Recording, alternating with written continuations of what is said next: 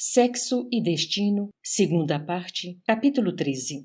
Recolhido à organização assistencial vinculada aos nossos serviços nas adjacências do rio, Nogueira, desencarnado, refazia-se. Félix, que não sossegou enquanto não lhe admitiu o reequilíbrio perfeito, no-lo entregou aos cuidados sem retornar a vê-lo. Desperto agora, Cláudio nos recebia as manifestações de amizade e apreço, vexado e confundido. Momento a momento, acusava-se, denotando excessivo apego a complexos de culpa. Empregamos todos os meios justos para dissuadi-lo. Aproveitássemos os erros por lições, anotando-os nos cadernos do passado para a consulta no ensejo próprio. Árvores alijam folhas mortas, não obstante, lhes sirvam de adubo às raízes. As leis divinas preceituam esquecimento do mal, a fim de que o bem se nos incorpore à individualidade, gerando automatismos de elevação. Também nós atravessáramos crises semelhantes. Contudo, acabáramos descobrindo no serviço o remédio para as enfermidades do sentimento. Somos todos obrigados a prevenir-nos contra a agitação constante de sedimentos dos vícios e transgressões do pretérito no vaso da alma, sob pena de frustrarmos as possibilidades do presente para melhorar o futuro, conquanto a vida nos recomende jamais esquecer a nossa pequenez, visto que, consciências endividadas que ainda somos, por muito tempo ainda, aonde formos, estaremos carregando no espírito o bagaço de velhas imperfeições. Cultivar-se paciência, que ninguém logra aperfeiçoar-se sem paciência, até mesmo consigo próprio. Contava com amigos no Almas Irmãs, de onde havia descido às lides da reencarnação. Andava transitoriamente esquecido, sob o efeito natural das experiências a que se condicionara no plano físico. Entretanto, oportunamente, recuperaria mais amplos potenciais da memória, rejubilando-se com reencontros abençoados. Referimos-nos ao irmão Félix, que mostrava para com ele devotamento particular, se nos fosse facultado descortinar inclinações especiais naquele espírito aberto a todos os apelos da fraternidade sublime. O companheiro reconfortava-se, esperançado. No quarto dia, após o transe, comoveu-nos com um pedido. Reconhecia-se amparado por muitos benfeitores, porque somente à custa de muitos favores, opinava humilde, pudera acordar antes da morte para as realidades da alma. Envergonhava-se, porém, de procurar-lhes imediatamente o convívio que aspirava a merecer no porvir. Se a divina providência, por amigos tão dedicados, lhe pudesse conceder novas esmolas, a ele, que se categorizava por mendigo de luz, anelava permissão para continuar trabalhando, mesmo desencarnado, no seio da família, sem ausentar-se do rio. Amava os filhos, considerava-os ainda moços e inexperientes, ambicionava converter-se para eles num servidor. Mas não era só. 2 criaturas deixara, junto das quais se reconhecia devedor, Nemésio e Márcia. Não pretendia largar a oficina terrestre na condição de insolvente. Além de suspirar por se redimir diante dos credores, sonhava auxiliá-los e amá-los. Não lhe competia devotar-se ao bem dos outros e, sobretudo, à felicidade daqueles 2 associados do destino, praticando os ensinamentos espíritas cristãos que, teoricamente, havia aprendido? De certo, por discrição e respeito, na consideração íntima do passado, não fez referências a Marita, cuja imagem se lhe retratava no espelho da mente. Acrescentou Nogueira que, se atendido, obedeceria lealmente aos programas de ação que lhe fossem traçados. Não cobiçava outra coisa senão instruir-se e melhorar-se, compreender e ser útil. A petição enternecia-nos. Entretanto, não detínhamos competência para decidir. Autoridades do estabelecimento que nos albergava acolheram o assunto com simpatia e ofereceram medida básica à solução do impasse. Desde que se munisse de aprovação, Nogueira residiria ali mesmo, apesar de se manter em atividade na proteção aos parentes. Agradecemos, felizes, e, quase que na mesma hora, Ercília partiu com atribuições de mensageira. Advogaria a causa do Almas Irmãs, convicta de que Félix lhe emprestaria prestígio e patrocínio. Com efeito, no dia imediato, regressou com o requerimento referendado. Permitia-se a Cláudio o período de 10 anos de serviço ao pé dos familiares antes de se elevar aos círculos imediatos da espiritualidade para julgamento da existência transcorrida, reservando-se à Casa da Providência o direito de corrigir a concessão, fosse dilatando o tempo, se o interessado demonstrasse aplicação ao cumprimento das promessas que formulava ou cassando a licença na hipótese de se revelar indigno dela. O requerente, satisfeito, exultou, estimulado pelo apoio que recebia, rogou colaboração para voltar ao Flamengo. Sentia-se fraco e vacilante, pássaro implume, ansiando despencar-se do ninho. Mesmo assim, queria sair de si mesmo e trabalhar. E as providências foram ajustadas. Moreira, que se mantinha com funções definidas ao lado de Marina, auxiliá-lo-ia. Admirei sem palavras o mecanismo de amor da bondade divina. Aquele que lhe fora assessor no desequilíbrio ser-lhe-ia, e muito compreensivelmente, o arrimo nas tarefas do reajuste. 6 dias transcorreram sobre o acidente que levara Nogueira à desencarnação. Amanhecia quando pisamos nas areias do Flamengo, reconduzindo-o ao lar. Certificamo-nos de que o amigo se reiniciava confiante. De propósito, atravessamos com ele a pista de asfalto no sítio em que tombara. No entanto, não fez o mínimo apontamento com relação ao desastre. Apoiando-se em Persília, junto de mim, penetrou em casa, acolhido por Moreira, que nos precedera cauteloso. Demandou o aposento em que se instalara, observando que os filhos conservavam-no intacto, e sentou-se no leito a refletir. O despertador anunciou às 6 horas, quando Marina se ergueu, isolou-se no banheiro por instantes, preparou-se e, antes de se entender com Dona Justa sobre o lanche matinal do marido, penetrou no recinto em que nos achávamos e, em pensamento, dirigiu-se a Jesus, rogando-lhe abençoasse o genitor desencarnado onde estivesse. Enlevados, ouvimo-la palavra a palavra, no clima dos pensamentos harmônicos em que nos entrelaçávamos, conquanto a jovem senhora exorasse o amparo do Senhor em silêncio. Levantou-se Cláudio e abeirou-se dela. Ao tocá-la, fremente de júbilo, percebeu que a filha trazia no corpo e na alma a doce presença de Marita na cintura. Deu um passo à retaguarda, parecendo-nos receoso. Temia conspurcar a excelsitude do quadro sublime que o defrontava. Figurou-se-lhe Marina uma planta luminosa modelada na carne, encerrando uma flor quase a desabrochar. A ideia de Cláudio relampeou na oração. Suplicava a Deus não lhe permitisse alçar caprichos acima de obrigações. Em seguida, reaproximou-se dela e abraçou-a brandamente, apelando. Minha filha, que é feito de Nemésio? Procuremos Nemésio, é preciso ampará-lo. A moça, expectante, não assinalou a advertência com os sentidos físicos, mas, sem que pudesse explicar a si mesma a razão disso, rememorou a solicitação paterna de última hora. Sim, Nemésio, concluiu mentalmente. Ela e o esposo tinham recebido notícias ao telefone, principalmente da parte de Olímpia. O médico da família procurara Gilberto no banco. As informações eram alarmantes, entretanto, hesitavam. Ela, sobretudo, angustiava-se ao imaginar-se no reencontro. Comentava-se, porém, que o sogro jazia enfermo, em estado grave. Rearticulou na memória a rogativa de Cláudio ao partir e decidiu-se em espírito. Esqueceria o passado e ajudaria o doente no que lhe fosse possível. Inclinaria Gilberto à reconciliação. Não adiariam por mais tempo a visita.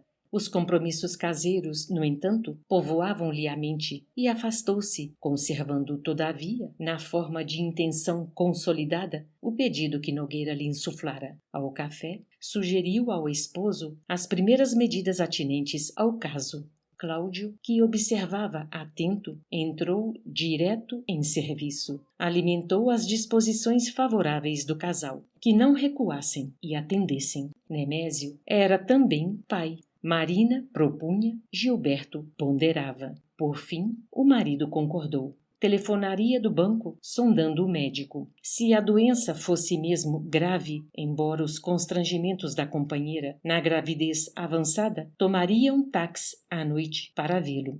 Deixando Persília, Cláudio e Moreira entregues à atividade, busquei a vivenda dos Torres no encalço de Nemésio, que eu não mais vira desde o trágico instante do carro em disparada. Entrei. Silêncio vazio nas peças principais. Espantado, procurei-lhe o quarto espaçoso em que lhe conhecera a esposa doente. Junto dele, hemiplégico e afásico, no leito, apenas Amaro, o fiel amigo espiritual que velara por Dona Beatriz. Mobilizei compreensão e resistência para não sensibilizar-me em demasia, prejudicando ao invés de auxiliar. Perplexo, ouvi do enfermeiro o resumo da tragédia em que se envolvera aquele homem, dantes tão bajulado e tão rico. Cedendo à paixão que lhe empolgava os sentidos e excitado pelos obsessores que o abandonaram tão logo lhe viram o corpo arruinado e inútil, Torres pai se decidira a exterminar Marina e suicidar-se em seguida. Ao praticar o crime, porém, verificou que atropelara Nogueira e não a filha, entrando em desespero, e esse desespero lhe cresceu tanto no espírito que o corpo doente não resistira. Sobreviera o derrame. Ele, Amaro, avisado por amigos, fora encontrá-lo, semi-paralítico e sem fala, no automóvel, parado longe do local em que se desenrolara o delito. Parecia prestes a desencarnar, mas Félix aparecera de improviso e requisitara o apoio de todos os órgãos espirituais de assistência situados nas imediações, acumulando fatores de intervenção em favor dele. Orara, suplicando aos poderes divinos não lhe permitissem a saída do plano físico sem aproveitar o benefício da enfermidade no veículo carnal que se desarranjara sem probabilidades de conserto. O diretor do Almas Irmãs advogara para ele as vantagens da dor que reputava santas e o processo desencarnatório tinha sido imediatamente sustado. Quem era ele, Amaro, para censurar as decisões do irmão Félix? Alegava o amigo confidencioso. No entanto, indagava a si mesmo se valia continuar um homem ativo e inteligente, qual Nemésio, atado a um corpo desajustado assim. Desde a intercessão de Félix, o velho Torres era aquilo que eu via, um farrapo de gente largado à cama. A casa fora devassada pelos credores e empregados desonestos haviam fugido carregando copioso fruto de saque. Baixelas, pratarias, cristais, porcelanas, roupas, telas, pequenos tesouros dos ascendentes das famílias Neves e Torres e até mesmo o piano e as joias de Dona Beatriz jaziam perdidos na voragem. Apenas Olímpia, antiga companheira, vinha até ali 2 vezes por dia, a fim de prestar ligeira assistência ao enfermo, que, embora perfeitamente lúcido, não conseguia articular palavra em vista das alterações dos centros nervosos. E isso tudo, rematava o informante desencantado, há menos de 1 semana. Condoído, ali aguardei a noite. Vi quando Gilberto e Marina atravessaram o vestíbulo, seguidos de Persília, Moreira e Cláudio, tomados de surpresa dolorosa. Imaginando-se sozinhos, o jovem bancário e a esposa não conseguiam dominar as exclamações de assombro, até que, à frente do leito, cuja solidão o lustre feérico parecia exagerar, se prosternaram em lágrimas. Nemésio reconheceu-os. Tebalde intentou soerguer a carcaça dorida. Quis falar, mas não pôde, apesar do supremo esforço despendido. Pois é o senhor que encontramos assim, papai? Arfou Gilberto em desconsolo. Cabeça trêmula, o interpelado apenas engrolava. Ah! Nós, porém, que lhe registrávamos os pensamentos, notamos, comovidos, que ele, reacomodado ao equilíbrio próprio, implorava aos filhos benevolência, compaixão. E contemplou a nora pelo véu de pranto, lastimando na linguagem inarticulada do cérebro. Marina, sou um infeliz. Perdão, pelo amor de Deus. Perdão pelas cartas afrontosas. Perdão pelo meu crime. Eu estava louco no momento em que arrojei o automóvel no corpo de seu pai.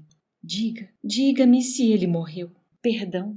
A boca franzida, no entanto, somente repetia: "Ah!" Para os dois circunstantes, a terrível confissão paterna era simplesmente longa série de interjeições sem sentido. Vimos então que Nogueira avançava realmente para o bem que se comprometera a dignificar. Somente naquela hora vinha a saber que fora o autor do atentado que lhe impusera a morte. Longe, porém, de pedir-nos orientações ou conselhos, recordou instintivamente outra noite, além daquela em que perdera a existência. A noite na pensão de Crecina, cujas sombras lhe haviam acobertado os ultrajes à filha, compelindo-a ao desastre fatal. Viu Marina ajoelhada e, obedecendo aos ditames da própria alma, caiu genuflexo, abraçando-se a ela, e qual se ocupasse o íntimo da jovem senhora, atenazada de sofrimento moral, fê-la buscar a destra de Nemésio para beijá-la com a reverência que os filhos devem aos pais. O enfermo, tocado no coração por semelhante gesto de respeitosa ternura, tartameleava sons ininteligíveis, implorando mentalmente perdão.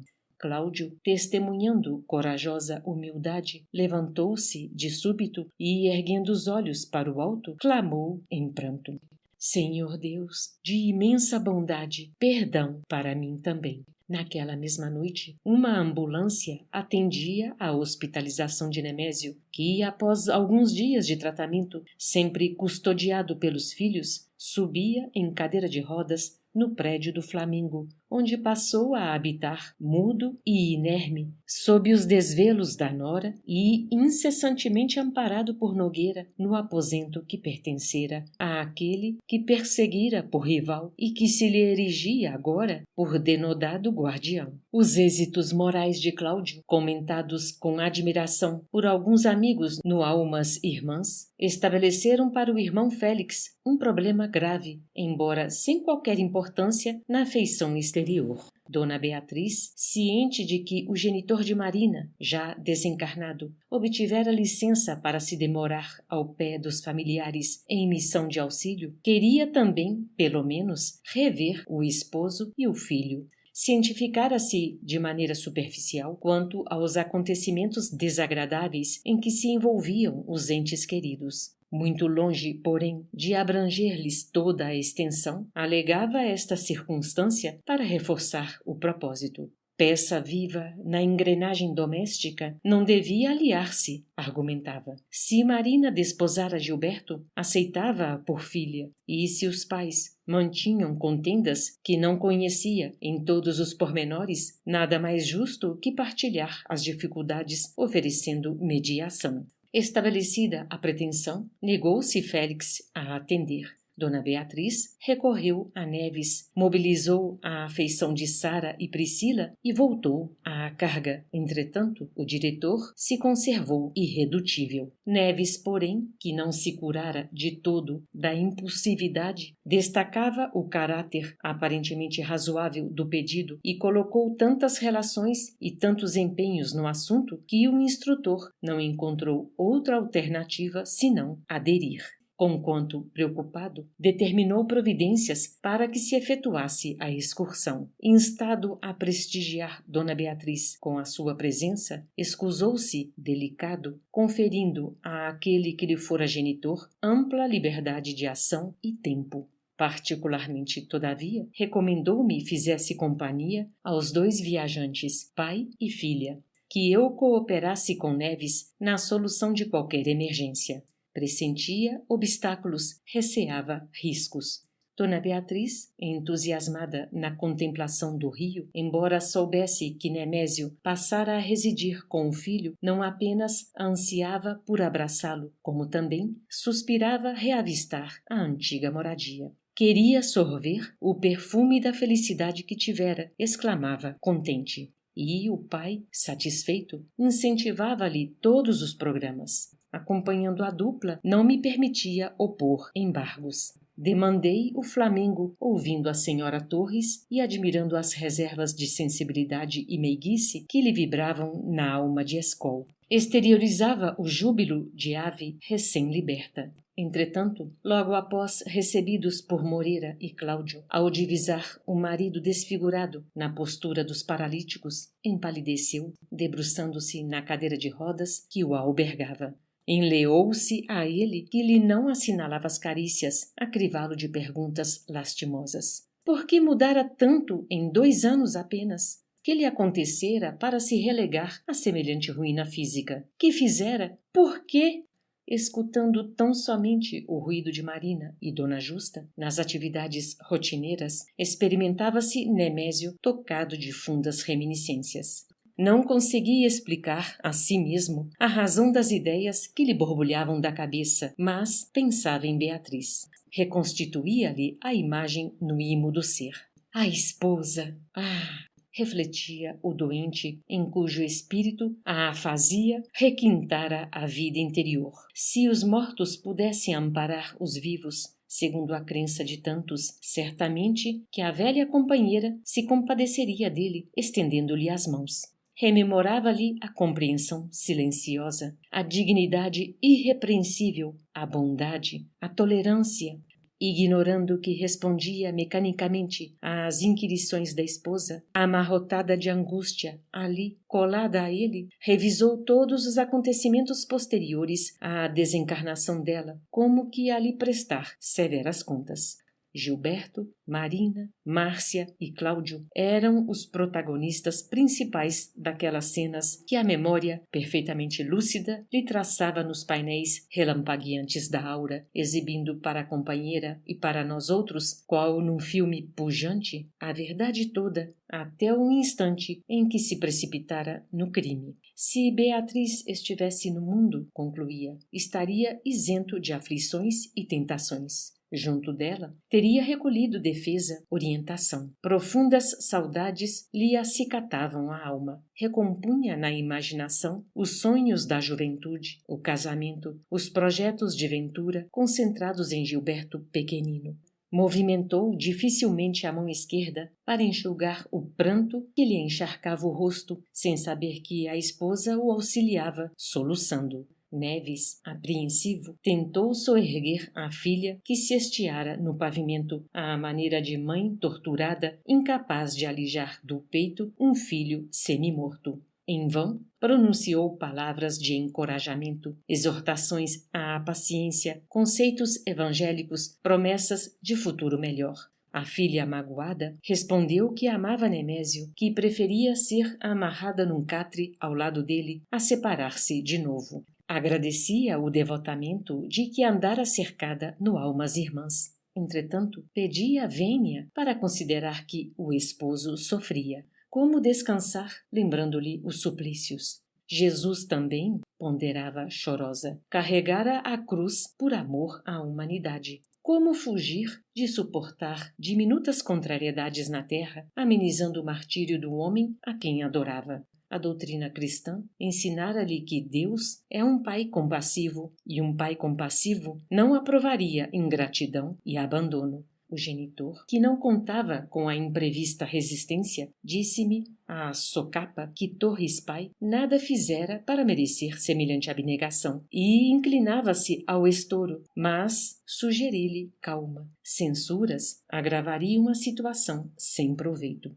Interferi. Salientei para a senhora Torres que o filho se preparava a dar-lhe uma neta, que a conformidade da parte dela, no tocante às provações do marido, ser-nos-ia uma bênção. Acatando-me a solicitação, ergueu-se contrafeita e acompanhou-nos até Marina, cuja história real na família passara a conhecer pelas memorizações do enfermo. Alma generosa, porém, compreendeu as ligações havidas e, fitando Cláudio, que lhe perdoara ao esposo tantas injúrias, beijou-lhe a filha com enternecimento de mãe. Abraçou Dona Justa com simpatia e, em seguida, retornou em nossa companhia ao quarto de Nemésio, onde nos acompanhou a oração e o trabalho de socorro magnético. Pareceu reconfortar-se, sobremodo, quando viu Gilberto em casa para o jantar, encantando-se ao notar que o filho buscara o doente para a refeição após afagar-lhe a testa, acompanhando o gesto afetuoso com expressões de bom ânimo e carinho. Entretanto, quando Neves falou em regressar, a devotada mulher enrodilhou-se ao marido e, desligada por nós, quase à força, revelava sinais de alienação começante. Beatriz desceu do prédio abatida e muda. No intuito louvável de reaquecer-lhe o coração, Neves, que conhecia somente por alto a bancarrota comercial do genro, propôs se lhe realizasse naquela hora o desejo de uma visita, ainda que rápida, à antiga moradia. A filha, agora apática, não contestou, obedeceu automaticamente. A noite caíra de todo quando abordamos a vivenda, que se reduzira a um casarão às escuras. A lua plena assemelhava-se a uma lâmpada enorme que estivesse conscientemente recolhida à distância, envergonhada de apresentar à dona do palacete uma visão assim funesta. O genitor, arrependido da instigação infeliz, diligenciou recuar, mas não pôde. Dolorosamente magnetizada pelas próprias recordações, Beatriz avançou apressada à procura dos tesouros domésticos. Todavia, não encontrou nos lúgubres recintos senão poeira e sombra do oásis familiar que construíra. Além de tudo, o elegante domicílio, condenado a leilão, transformara-se em valha-couto de malfeitores desencarnados, aos quais se reconhecia absolutamente sem forças para expulsar. A desesperada criatura correu de peça em peça, de susto em susto, de grito em grito, até que se rojou de borco nos tacos da espaçosa câmara que lhe merecia a preferência, pronunciando frases desconexas. Beatriz enlouquecera.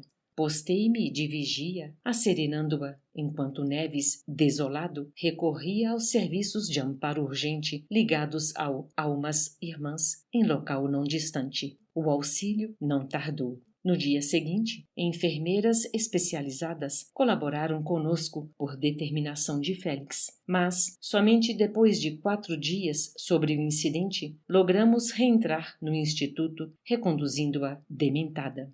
2 semanas de trabalho vigoroso e atenção constante se esvaíram infrutíferamente no lar de Félix, até que um dos orientadores da equipe médica recomendou a internação da enferma em hospital adequado, a fim de que se lhe aplicasse a sonoterapia com algum exercício de narcoanálise, para que se lhe exumassem as recordações possíveis da existência anterior com a cautela devida, de modo a que se não precipitasse em mergulhos de memória alusivos a períodos precedentes. O parecer foi acatado. Félix convidou-nos, a Neves e a mim, comparecer junto dele e do irmão Regis no gabinete em que se efetuaria a pesquisa.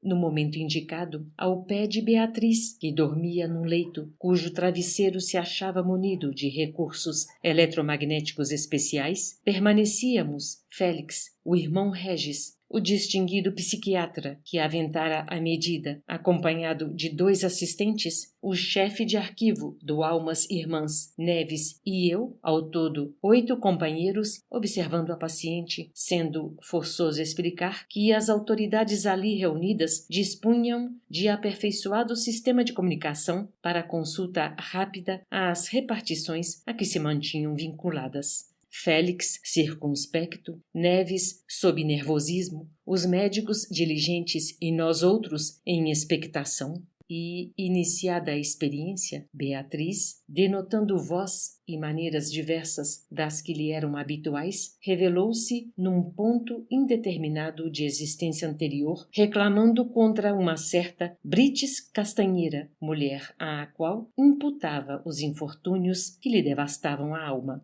Pelas considerações amargas, via-se que o analista esbarrara com expressivo foco de exacerbação, facultando-lhe fácil penetração nos domínios recônditos da mente. Prevalecendo-se disso, O médico indagou onde conhecera Brites, em que época e em que circunstâncias. Beatriz, sempre em sono provocado, replicou que, para isso, precisaria lembrar a juventude e, devidamente estimulada, elucidou que nascera no Rio em 1792 e se chamava Leonor da Fonseca Teles, nome que lhe adviera do homem com quem se consorciara em segundas núpcias. Informou haver nascido na rua de Matacavalos, numa casa singela em que vivera descuidosa meninice. Em 1810, porém, modificara-se-lhe o destino. Desposara um rapaz português de nome Domingos de Aguiar e Silva, que se demorava no Brasil em serviço do Duque de Cadaval na corte de Dom João VI. Dessa união tivera um filhinho que recebera o nome de Álvaro em 1812.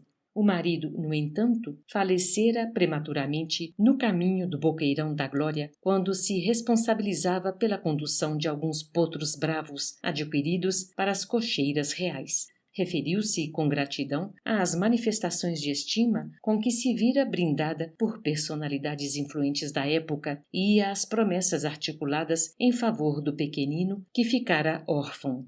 Viúva aos 22 anos de idade, foi requestada por rico ourives que montara estabelecimento na rua direita Justiniano da Fonseca Teles, moço mais velho que ela, apenas 3 anos, cuja proposta de casamento aceitou. Alegrara-se por verificar enteado e padrasto em abençoada camaradagem. Álvaro cresceu afetuoso e inteligente e, como não possuía rebentos do segundo matrimônio, a criança se levantara entre ela e o esposo por laço de luz e amor. Ainda assim, aos 15 anos de idade, em 1827, o menino embarcara no rumo da Europa sob o patrocínio de fidalgos amigos do pai, tendo realizado estudos brilhantes em Lisboa e Paris. Beatriz narrava sucessos da época, exteriorizando impressões acerca de pessoas, coisas, realizações e ocorrências, qual se trouxesse a imaginação recheada de crônicas vivas.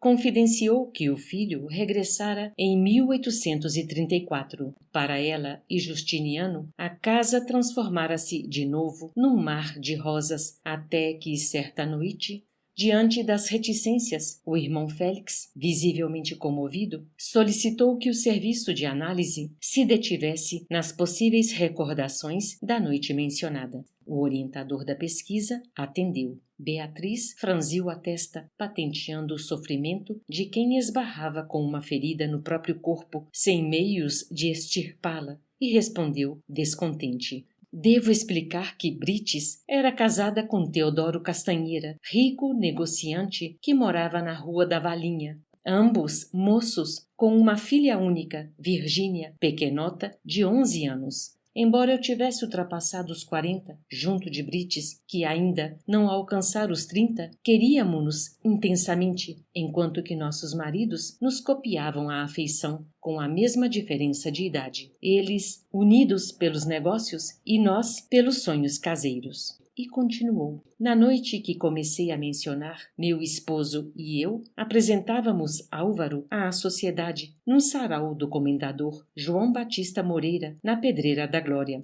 Senti horríveis pressentimentos quando Álvaro e Brites se cumprimentaram, parando estáticos de olhos um no outro para ouvir as sonatinas. Debalde, inventei motivos para retirar-nos cedo. Voltamos tarde com o rapaz devaneando. Supunha impossível que ela fosse casada e mãe de uma filha. Parecera-lhe simples menina de salão na graça de que se enfeitava. Fiz quanto pude para evitar o desastre, mas o destino...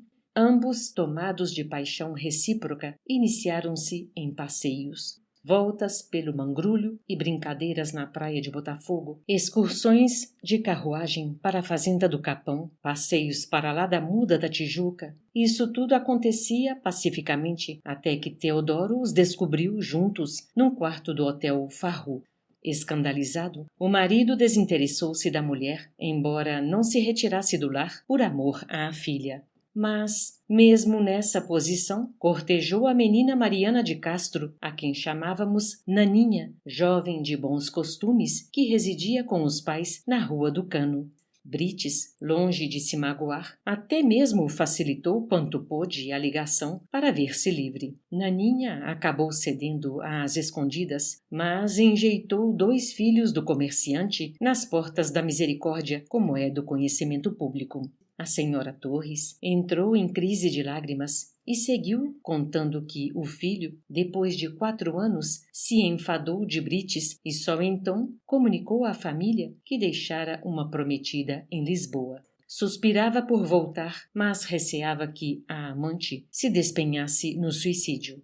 Depois de muitos artifícios em vão para retirar-se, arquitetou um plano maquiavélico de que resultara para ela, mãe amorosa, a infelicidade irremediável. Percebendo pouco a pouco a fraqueza de Brites pelas joias, insinuou ao padrasto que ela ansiava possuir-lhe a dedicação, fantasiando recados e armando embustes. Justiniano, vencido pelas sugestões do enteado, pôs-se em ação, conseguindo impressionar Brites com presentes raros, até que no primeiro encontro, forjado pelo próprio Álvaro, interferiu ele na cena, assumindo o papel de companheiro ultrajado, afastando-se, enfim, para Portugal, deixando várias tragédias em andamento. O golpe infundira na senhora Castanheira uma nova personalidade. Convertera-se em pavorosa mulher, calculista e cruel. Nunca mais se lhe vira um gesto de piedade. Metamorfoseara Justiniano num homem de sexualidade pervertida, extorquindo-lhe dinheiro e mais dinheiro até o ponto de entregar-lhe a própria filha, Virgínia, que atravessara os 15 anos de idade, vendendo-a ao amante, homem já velho, para senhorear terras e haveres.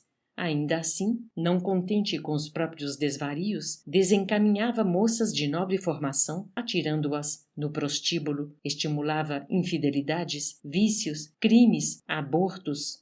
Virgínia, com quem Justiniano passara a viver, em definitivo, abandonando a esposa, transfigurara-se em pomo de discórdia entre o senhor de Fonseca Teles e Teodoro Castanheira, que se atormentaram mutuamente em 11 anos de conflitos inúteis, até que o marido de Dona Brites, então vivendo maritalmente com Naninha de Castro desde muito, aparecera morto a punhaladas na Rua da Cadeia, atribuindo-se o homicídio a escravos foragidos. Naninha, porém, não ignorava que Justiniano fora o mandante e tramou desforço.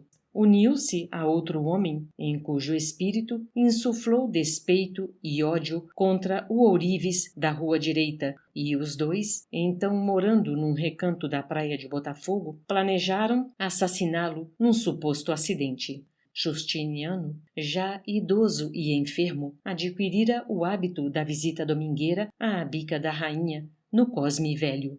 Quando regressava de uma dessas jornadas, à noitinha, guiando o carrocim em que se fazia conduzir, Naninha e o companheiro, ocultos na sombra, crivaram o cavalo de pedras revestidas de farpas, depois de escolherem local que favorecesse o desastre.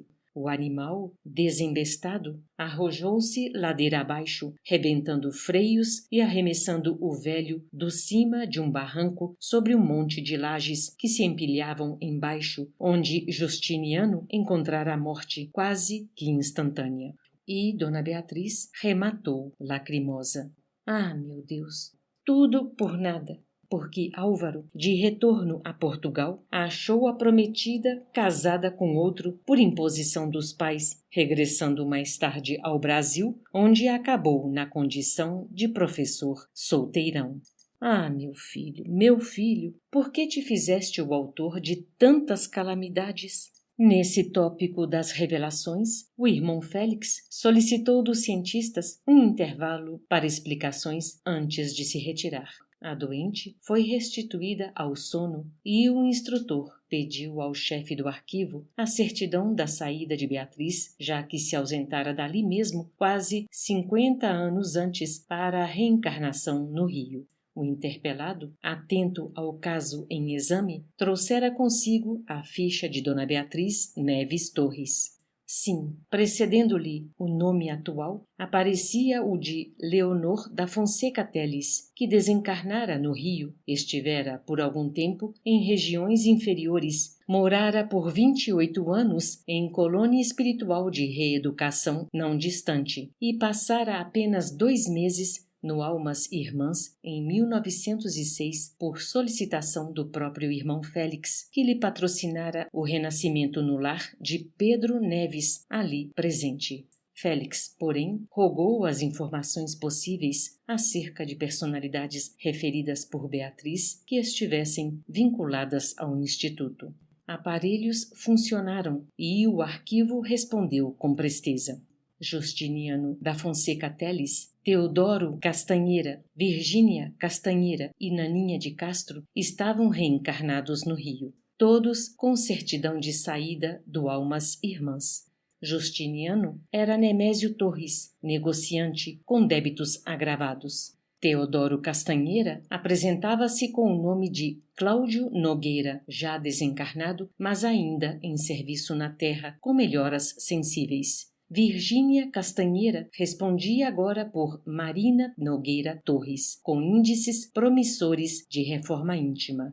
Naninha de Castro fora Marita Nogueira, que estivera recentemente desencarnada num dos parques de repouso da organização e que se achava em processo de novo renascimento no plano físico, por pedido expresso do próprio diretor do Instituto, enquanto que Brites Castanheira envergava na terra o nome de Márcia Nogueira, cuja ficha era desoladora.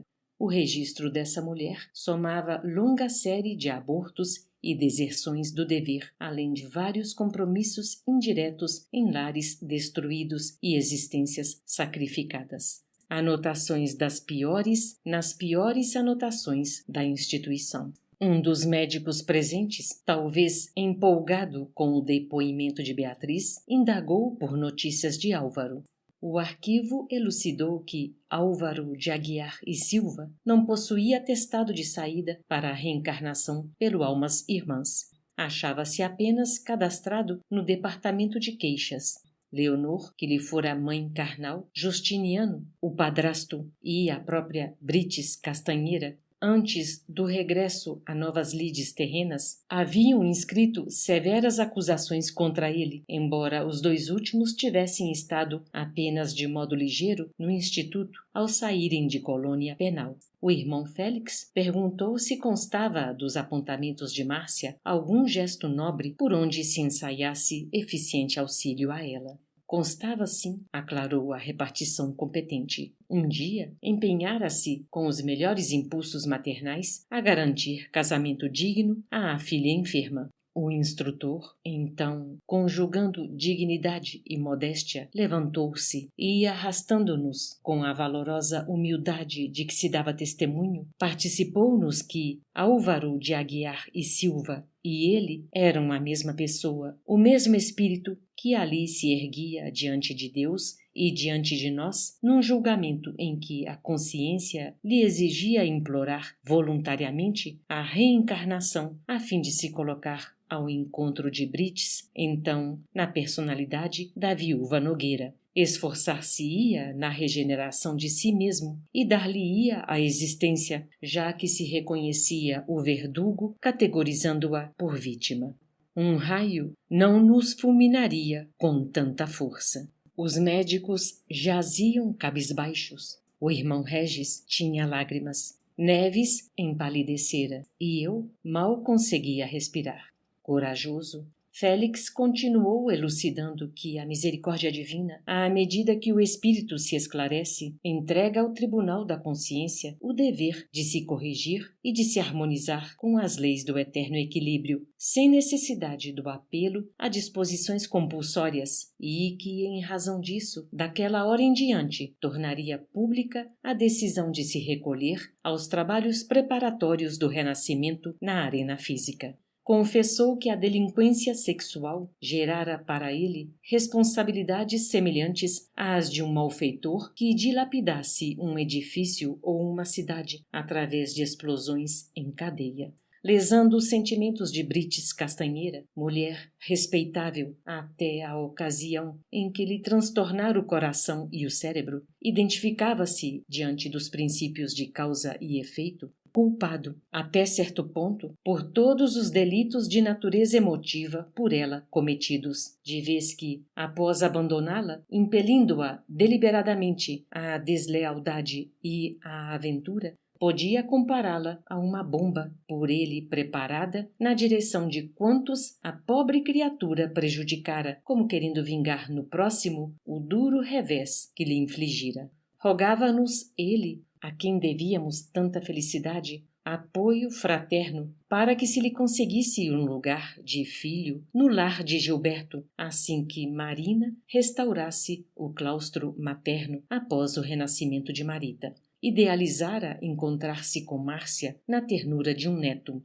Ser-lhe-ia o companheiro nos tempos áridos da velhice corpórea, recolher-lhe-ia o amor puro, sofreriam juntos, dar-lhe-ia o coração. Não lhe competia a indiferença, persuadido, Paulo se achava de que a infinita bondade de Deus poderia conceder à viúva de Cláudio um valoroso resto de tempo na estância física. Se o Senhor lhe facultasse o favor que impetrava, que o auxiliássemos a ser fiel nos compromissos desde o raciocínio infantil, que o amparássemos nos dias de tentações e fraquezas, que lhe perdoássemos as rebeldias e as faltas, e que, por amor à confiança que ali nos congregava, não lhe patrocinássemos, em tempo algum, qualquer mergulho em facilidades nocivas a título de amizade.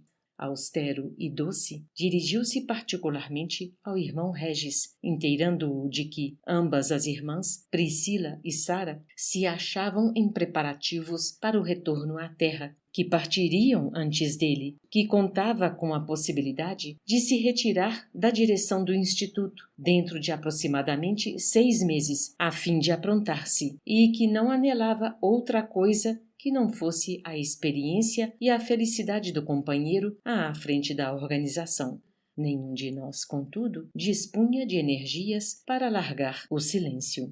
Os médicos requisitaram substitutos que assegurassem o descanso de Beatriz. Regis, mudo, afastou-se, dando o braço ao chefe do arquivo. Neves abeirou-se da filha inerte, dando a ideia de quem ansiava esconder-se para meditar na lição. Vi-me só diante do instrutor.